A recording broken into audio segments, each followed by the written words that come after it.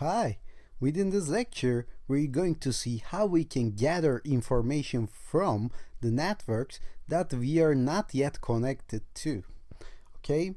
So we want to gather the password, we want to crack the password of some network, some router, and eventually we're gonna get to that part. But before we do that, we have to get information about that network, and AeroDumpNG is a tool that enables us to do that. Okay, so before we go on and run the AeroDumpNG, we are going to run AeroMonNG in order to get into the monitor mode. As you might remember, we have to be in the monitor mode in order to sniff some packets, in order to sniff some information from the networks that we are not yet connected to. So we're going to do that, then we're going to run our new tool, and then we're going to stop this tool and analyze the results together. So I'm going to go back into my Kali machine, and of course I'm connected to my Kali machine with my USB Wi-Fi card and bridge adapter enabled.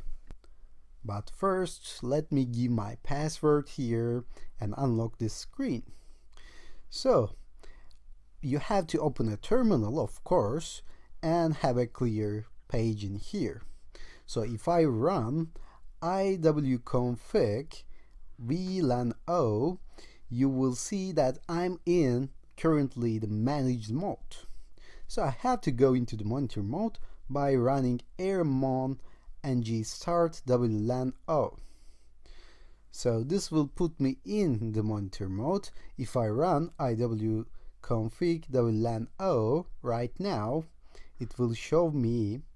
If I just run ifconfig, it will be enough because I will see wlan o mon. Of course, you can confirm it by running iwconfig wlan o mon and not config but config. Okay, so as you can see, now I'm in the monitor mode.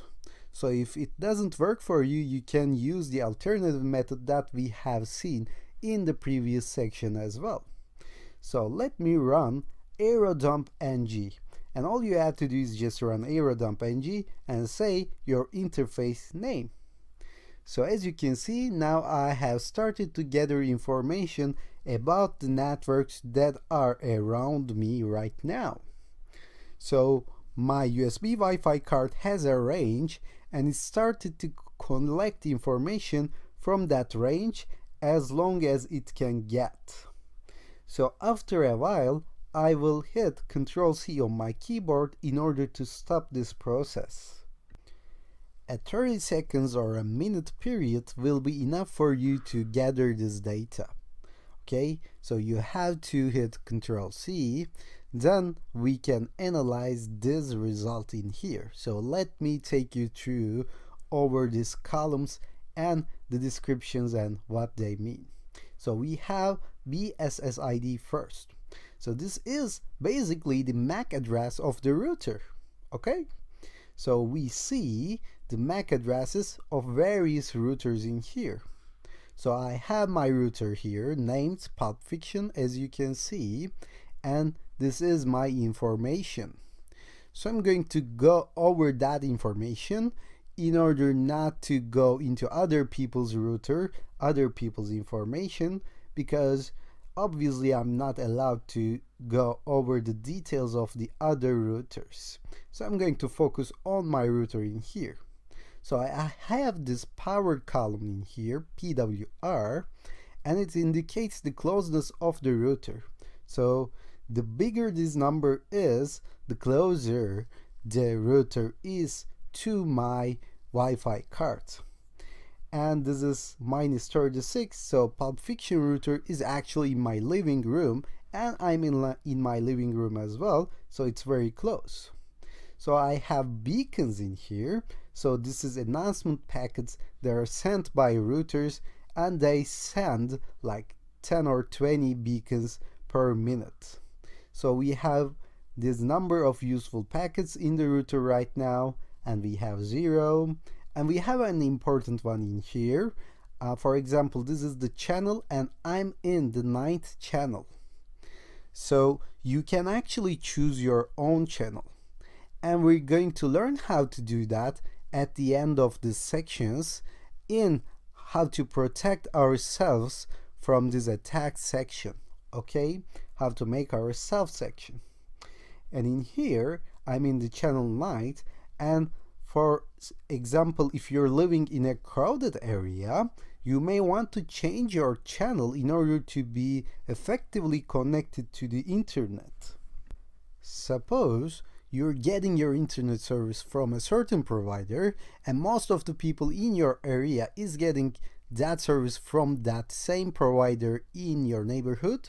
So you may want to choose a channel which is not common right now. As you can see, there are only 1 or 2 other people that are using the 9th channel right now. So I can switch to the 9th channel or 8th channel. So it would be better for me, it would be more effective for me to connect to the internet by doing so. So you have to find a channel which is no one is using and you can switch to that channel for a better internet connection. And in here I have the encryption type, which is very important because we're going to configure our attacks according to that encryption.